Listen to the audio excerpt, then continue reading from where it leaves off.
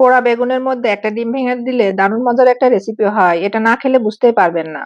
তার জন্য আমার সাথে থেকে পুরো ভিডিওটা দেখতে হবে। হ্যালো এভরিওয়ান, আসসালামু আলাইকুম। সবাই কেমন আছেন? আমি ভালো আছি। এই রেসিপিটি দেখার পরে বেগুনের দাম যতই হোক না কেন আপনারা বাজারে দৌড় দেবেন, আর না হলে ফ্রিজের কোণে খুঁজে দেখবেন একটা বেগুন পাওয়া যায় কিনা। এই মজার ভর্তাটা দিয়ে শুধু 1 প্লেট ভাত না, 2 প্লেট ভাত খেয়ে নেওয়া যাবে। আর আপনারা যেদিন এই বেগুন ভর্তাটা করবেন সেদিন পাতিলে চালের পরিমাণটা একটু বাড়িয়ে দেবেন, না হলে আপনার দ্বিতীয়বার আবার ভাত রান্না করতে হবে। আমি ভর্তাটা রেডি করে চুলার পাশে বসে খাওয়া শুরু করে দিয়েছি। আমি একসাথে 2 প্লেট ভাত খেয়েছি। আলহামদুলিল্লাহ, এটা খেতে কিন্তু দারুণ হয়েছিল।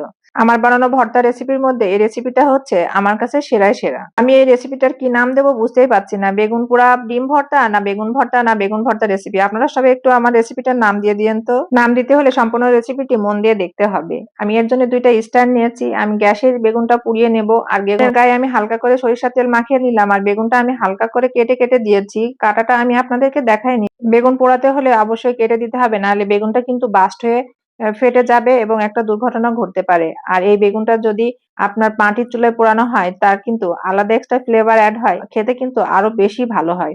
বেগুনটা গ্যাসে পোড়ালে টেস্টের তেমন কোনো পরিবর্তন হয় না। মিডিয়াম হিটে রেখে বেগুনটা এপাশ ওপাশ উল্টিয়ে পুড়িয়ে নিলাম। আসলে বাজারে জিনিসপত্রের দাম হলো, শখ হয়েছে বেগুন ভর্তা খাবো, লাখ টাকা হলেও কিনতে হবে বেগুন।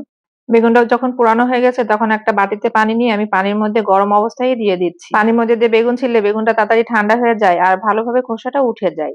১৭৫ টাকা দিয়ে আমি 2টা বেগুন কিনে নিয়ে এসেছি।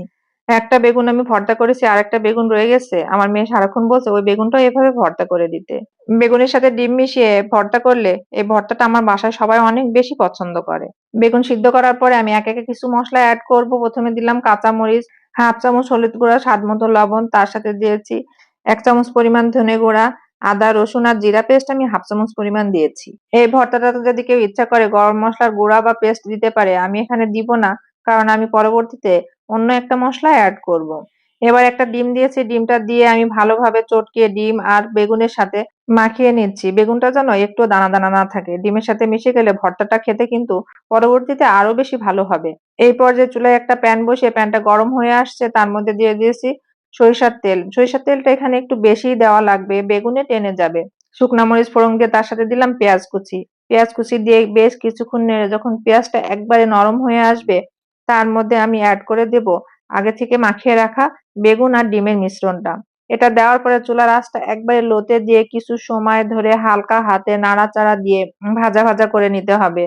আপনারা যদি মনে করেন ভর্তাটা একটু নরম নরম খাবেন সেটাও ভালো লাগবে, কিন্তু ভর্তাটা যখন ভাজা ভাজা করে একটা মাখো ভাব চলে আসবে সেটা খেতে বেশি টেস্টি হয়। আর ভর্তাটা হয়ে গেছে সেটা বুঝবেন যখন দেখবেন ভর্তাটা একেবারে জড়ো হয়ে প্যান থেকে ছেড়ে আসছে। আপনারা যেদিন এই ভর্তাটা তৈরি করবেন বাসায় অন্য কোনো তরকারি না রান্না করলেও হবে। একটা ভর্তা দিয়ে সবার মন জয় করতে পারবেন। আমি যেদিন ভর্তাটা করেছিলাম শুধু ভর্তা দিয়েই আমার বাসার সবাই ভাত খেয়েছে। অন্য কোনো তরকারির দিকে তাকাইনি। অল্প একটু ভর্তা দিয়ে 1 প্লেট ভাত খাওয়া যায়। আমি এখানে অ্যাড করলাম ধনেপাতা। ধনেপাতা দেওয়ার কারণে আমি গরম মসলা অ্যাড করিনি। কেউ যদি ধনেপাতা না দেন তাহলে সেই ক্ষেত্রে এখানে গরম মসলার গুঁড়া অ্যাড করতে পারেন। আমার গরম মসলার ফ্লেভারটা ভর্তার সাথে ভালো লাগে না, তাই আমি দিইনি। ধনেপাতার ফ্লেভারটাই আমার কাছে মনে হয় যে ভালো লাগে। ভর্তাটা যখন একেবারে প্যান থেকে ছেড়ে জড়ো জড়ো হয়ে আসবে তখনই মনে করতে হবে ভর্তাটা রেডি হয়ে গেছে। সাদা ভাত, পোলাও, খিচুড়ি, রুটি, পরোটা সবটার সাথে এই ভর্তাটা খেতে কিন্তু অসাধারণ হয়। আপনারা একবার হলে ট্রাই করবেন, আর আমার এই ভর্তার রেসিপিটার নাম দিতে কেউ কিন্তু ভুলবেন না। আর ভিডিওটি যদি ভালো লেগে থাকে তাহলে অবশ্যই লাইক, কমেন্ট ও শেয়ার দিয়ে পাশে থাকবেন। আল্লাহ হাফেজ। দেখা হবে আবার নতুন কোনো রেসিপিতে।